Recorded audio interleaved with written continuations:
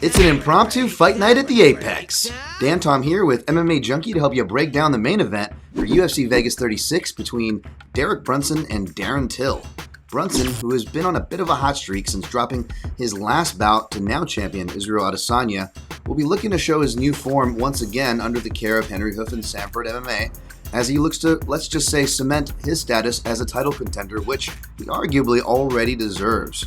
However, despite perhaps deserving some more respect on his name, he is going to have to get past a big name in Darren Till, who kind of perennially feels like he is always on that cusp of contention. That being said, he is coming off a loss to former champion Robert Whittaker, as Till will have to kind of shift Fight Night over, as this card was initially supposed to take place across the pond. Now Till, amongst many other English fighters and fighters from across the globe, will be shifting to the Apex this Saturday.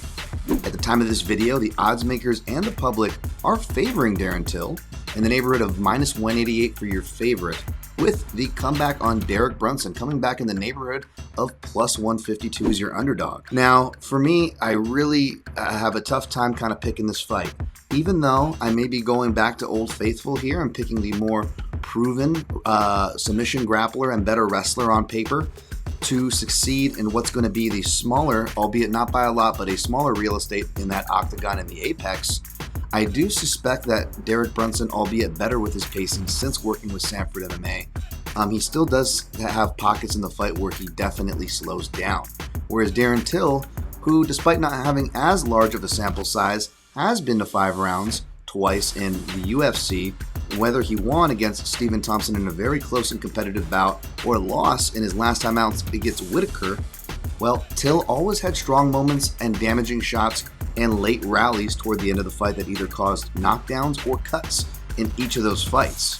So for that reason, if Derek Brunson can't get things done, whether it be on the floor or, lest we not forget, Derek Brunson also has knockout power on the feet, well, then I think by the end of the third round, it could be really, really sketchy and forward, where we could see a comeback knockout for Darren Till. And of course, Darren Till could catch Derek Brunson early. I'm obviously not discounting that. I just feel perhaps enough credit is not given to late, much less Darren Till's resilience. However, despite him being 2-0 against UFC Southpaws, the one time he was knocked out was from an overhand from the Southpaw stance, courtesy of Jorge Masvidal. So that's worth watching out for against Brunson, who is 4-2 against UFC Southpaws. Although those 2 losses, he was beating Yoel Romero until circling into his power, of course, in the third round, and arguably did beat Anderson Silva, no disrespect to the legend. So a bit of a deceptive record, but a winning one for Derek Brunson, and he comes from a camp in Sanford MMA that has quietly had a good record of preparing their fighters for Southpaws, as there are plenty of them in that camp throughout the weight classes. So between the home court advantage and that home court being a smaller UFC octagon, I'm going to slightly side with the dog in Brunson here. That's no disrespect to Darren Till, who could certainly get the job done early or late. For more things like gifts, explanations in their styles, and potential paths to victory, go check out my in-depth breakdown over at MMAJunkie.com.